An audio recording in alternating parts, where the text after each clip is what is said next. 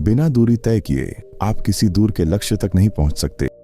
यह विचार जीवन के हर पहलू पर लागू होता है, चाहे वह शिक्षा का क्षेत्र हो, करियर हो या व्यक्तिगत विकास हो।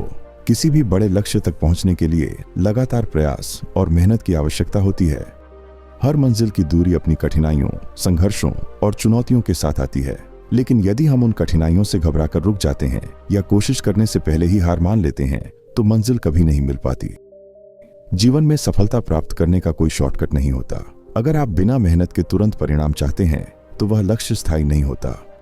दूर का लक्ष्य धीरे धीरे और छोटे छोटे कदमों से ही प्राप्त किया जा सकता है। धैर्य, निरंतरता और आत्मविश्वास से ही हम अपनी यात्रा को सफल बना सकते हैं। इसलिए यह आवश्यक है कि हम अपनी सोच को सकारात्मक रखें, बाधाओं को पार करें और यात्रा का आनंद लें। असली सफलता मंजिल तक पहुंचने में नहीं, बल्कि उस दूरी को तय करने के अनुभव में होती है। यही हमें सिखाता है कि बिना दूरी तय किए आप किसी भी दूर के लक्ष्य को प्राप्त नहीं कर सकते। दोस्तों, एक छोटे से गांव में राघव नाम का एक युवा लड़का रहता था। गांव हरे भरे खेतों, शांत पहाड़ियों और छोटी छोटी नदियों से घिरा था। वहां के लोग संतोषी और खुशहाल थे, परंतु राघव के दिल में हमेशा एक बेचैनी रहती थी। वह गांव के जीवन से संतुष्ट नहीं था। उसे हमेशा लगता था कि दुनिया बहुत बड़ी है और उसका हिस्सा बनने के लिए उसे अपने गांव से बाहर निकलना होगा। उसके मन में किसी दूर की जगह की छवि हमेशा घूमती रहती थी, जहां सब कुछ नया और अज्ञात हो। गांव के बाहर एक बूढ़े संत रहते थे, जिन्हें सभी गुरुजी कहते थे। गुरुजी ने अपने जीवन में बहुत यात्राएं की थीं, पर अब वह वृद्ध हो चुके थे और गांव के बच्चों को जीवन के महत्वपूर्ण सबक सिखाते थे। राघव अक्सर गुरुजी के पास बैठता और उनसे दुनिया की बातें सुनता। गुरुजी की कहानियां रोमांच से भरी होती थीं, दूर दूर के देशों की, ऊंचे पहाड़ों की, अनजान नदियों और रहस्यमय जंगलों की। एक दिन राघव ने गुरुजी से पूछा, गुरुजी, क्या आपने कभी कोई ऐसी जगह देखी है जहां पहुंचना असंभव सा लगता हो? गुरुजी ने मुस्कुराते हुए कहा, हाँ बेटा, एक ऐसी जगह है जिसके बारे में मैंने सुना है, पर वहां पहुंचने का रास्ता बहुत कठिन है। वह जगह पहाड़ियों के पार है, जहां सूरज की किरणें सोने की तरह चमकती हैं और वहां की नदियां चांदी की तरह बहती हैं। परंतु वह जगह इतनी दूर है कि वहां पहुंचना बहुत कम लोग सोच पाते हैं। राघव की आंखें चमक उठीं। उसने ठान लिया कि वह इस दूर की जगह को खोजेगा, चाहे रास्ता कितना भी कठिन क्यों ना हो।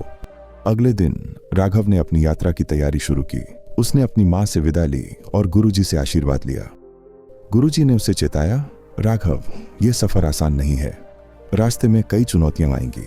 कई बार तुम सोचोगे कि वापस लौट आओ, लेकिन याद रखना, अगर तुमने अपने मन की दूरी को पार कर लिया तो शारीरिक दूरी अपने आप छोटी लगने लगेगी। राघव ने सिर हिलाया और अपनी यात्रा शुरू कर दी। पहले कुछ दिन बहुत ही सुखद थे। रास्ता सीधा था, मौसम सुहावना था और पक्षियों की चहचहाहट उसके दिल को खुश कर रही थी। वह तेजी से आगे बढ़ता गया और उसे लगा कि यह सफर उतना कठिन नहीं है जितना गुरुजी ने कहा था। लेकिन कुछ ही दिनों में रास्ता बदलने लगा। अब उसके सामने ऊंची ऊंची पहाड़ियां थीं, जिन पर चढ़ना आसान नहीं था। पत्थर तीखे और फिसलन भरे थे। हवा ठंडी और तेज थी। राघव को लगने लगा कि गुरुजी सही कह रहे थे, यह सफर इतना आसान नहीं है। एक दिन जब वह एक ऊंची पहाड़ी पर चढ़ रहा था तो अचानक उसका पैर फिसल गया और वह गिर पड़ा। उसे चोट लगी और उसकी ऊर्जा धीरे धीरे कम होने लगी। वहीं बैठकर उसने सोचा, क्या मुझे वापस लौट जाना चाहिए? क्या यह सफर सच में इसके लायक है? लेकिन फिर उसे गुरुजी की बात याद आई। सबसे बड़ी दूरी मन में होती है।